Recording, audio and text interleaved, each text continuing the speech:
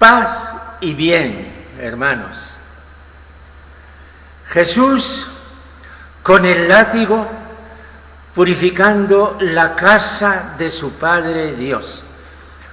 Homilía para el domingo tercero de Cuaresma, escuchando en esta ocasión el Evangelio según San Juan, en el capítulo 2, en los versículos 13 al 25. Se acercaba la Pascua de los judíos y Jesús subió a Jerusalén y encontró en el templo a los vendedores de bueyes, ovejas y palomas y a los cambistas sentados. Y haciendo un látigo de cordeles los echó a todos del templo, ovejas y bueyes, y a los cambistas les esparció las monedas y les volcó las mesas.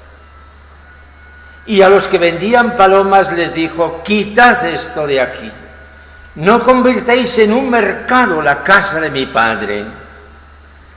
Sus discípulos se acordaron de lo que está escrito: el celo de tu casa me devora.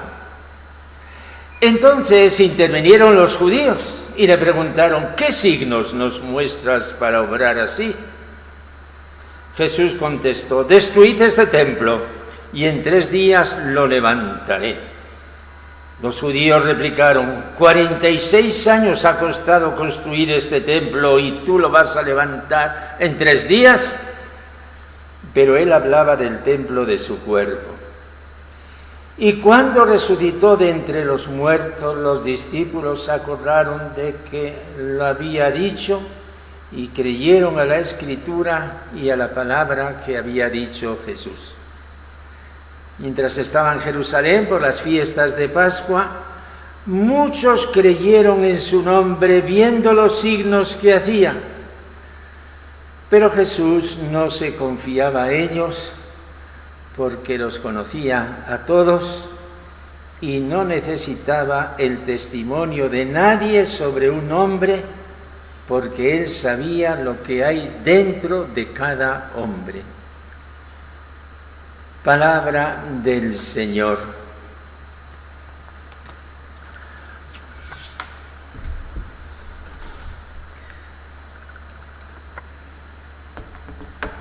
Hermanos, quiero comenzar recordando algo que ya dije la última vez: cómo se organizan las lecturas de Cuaresma. En la primera lectura vamos recorriendo los diversos pasos de la historia de Dios con los hombres, desde el principio de la creación. El primer domingo, orígenes del mundo, orígenes de la humanidad. Segundo domingo, Abraham. Y tercer domingo, en el que estamos, Moisés. Esto explica por qué hemos escuchado hoy la lectura de los mandamientos de Dios del capítulo 20 del Éxodo. En esta homilía quiero centrarme en la escena ahora mismo proclamada: la expulsión de los vendedores del templo, látigo en mano.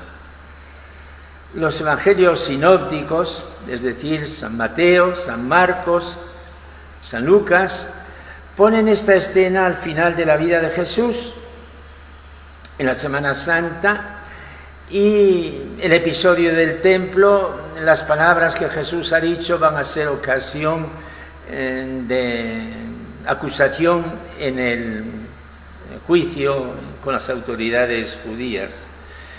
San Juan lo pone al principio, dándonos a entender que Cristo Jesús ha venido para santificar el nuevo pueblo de Dios, y eso va a ser su misión. ¿Qué es lo que en realidad pasó? Porque ciertamente este episodio responde a una actuación concreta de Jesús, para nosotros extraña. Fue un acto de violencia.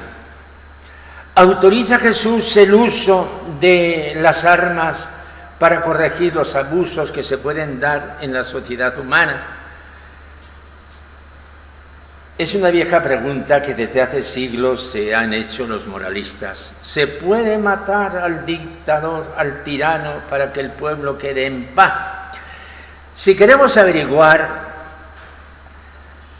lo que pensaba Jesús sobre el uso de la violencia para establecer la santidad de Dios, tendremos que recordar aquel episodio del Huerto de los Olivos.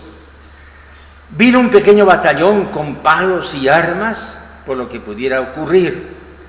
Pero sucedió que también en el grupo de los apóstoles había un arma, una espada. Pedro al momento entró en acción en defensa propia, con el percance de que cortó una parte de la oreja a Malco, siervo del sumo sacerdote. Pero Jesús atajó al instante: vuelve tu espada a su sitio, porque todos los que empuñan espada, a espada perecerán. ¿O piensas que no puedo yo rogar a mi Padre que pondría al punto a mi disposición más de 12 legiones de ángeles? Rotundamente hemos de decir que Jesús nunca admitió la agresión y la violencia para conseguir un bien. Entonces, aquí no obra en contra de sus principios.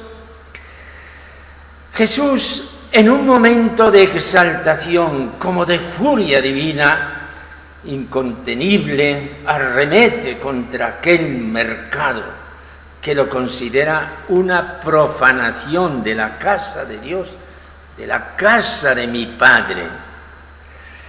Las autoridades del templo no le reprochan que Jesús hubiera herido a alguien, sino que se arrogase unos poderes que de ninguna manera ellos admiten.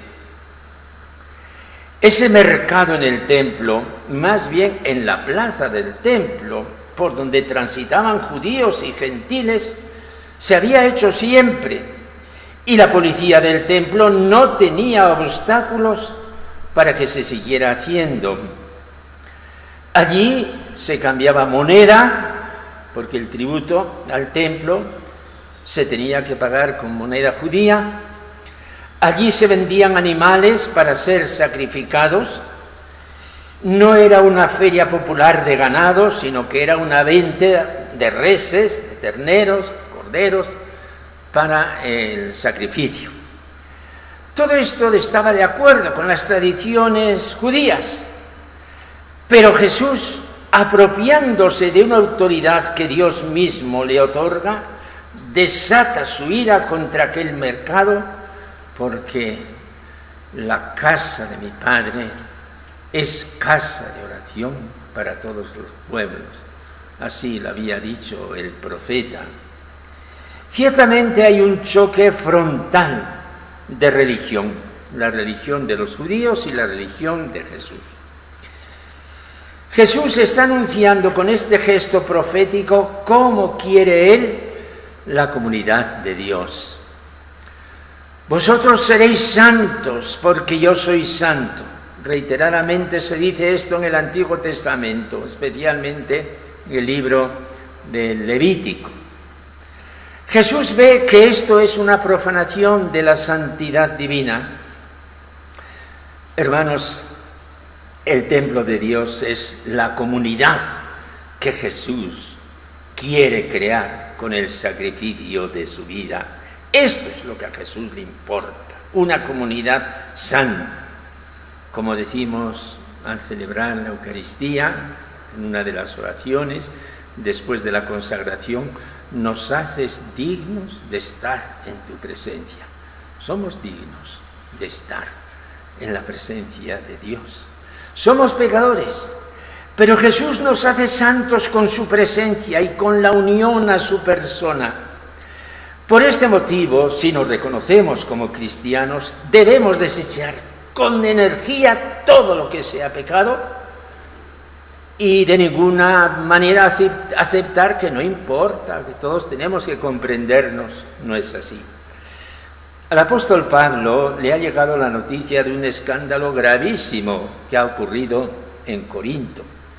Les dice: se oye hablar de inmoralidad entre vosotros, y de una inmoralidad tal que no se da ni entre los gentiles, hasta el punto de que uno de vosotros vive con la mujer de su padre. Se entiende que esa mujer de su padre no es su madre, sino su madrastra. San Pablo desde lejos lo expulsa de la comunidad. Para San Pablo la comunidad es el templo santo de Dios. No todo vale.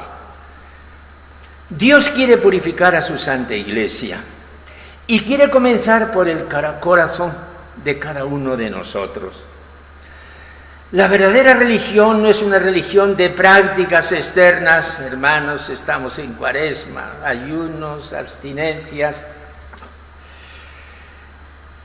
No es de prácticas externas, sino de absoluta sinceridad interior. La verdadera pureza no está en los alimentos y en las observancias, sino en el corazón. Ese es nuestro trabajo cuaresmal, hermanos, que lo hacemos guiados por el Señor, porque el Señor Jesús es el centro espiritual de la Cuaresma. Para concluir estas cosas, hermanos, me van a permitir algo que afectivamente lo llevo en el corazón. Viernes 1 de marzo. Es un viernes donde en Madrid acuden muchísimos devotos a venerar al Santo Cristo de Medinaceli, que, déjenme decirlo, pues lo cuidan desde hace varios siglos mis hermanos capuchinos. Al celebrar la Santa Eucaristía, Jesús de Medinaceli, el arzobispo de Madrid, les ha dicho estas palabras. Cuando vemos esas filas interminables de hombres y mujeres, se ha calculado, yo no puedo afirmar nada, que han sido 500.000 de personas, que se acercan a venerar y a tocar esa imagen, no puedo menos de recordar aquellas escenas evangélicas donde multitudes querían ver y tocar al Señor. Sí, el ser humano necesita amor. El que ama de verdad es Jesucristo. Él ama sin condiciones. Todos podemos acercarnos a tocar esa imagen y besar ese pie, porque sabemos que se lo hacemos a Él, de verdad. Besar ese pie, besarle, porque sabemos que Él nos comprende y no nos pone ninguna condición para acercarnos a Él. Qué bonito, que vayamos a Jesús a besarle sus pies y a decirle, Señor, este soy yo y esto te pido que me des. Hermanos, concluyo con una súplica, diciéndole a Jesús, juntamente con vosotros, Señor Jesús, limpia mi corazón, nuestros corazones, para ser dignos de tenerte con nosotros todos los días de nuestra vida. Y al tenerte con nosotros, darnos completamente a los demás.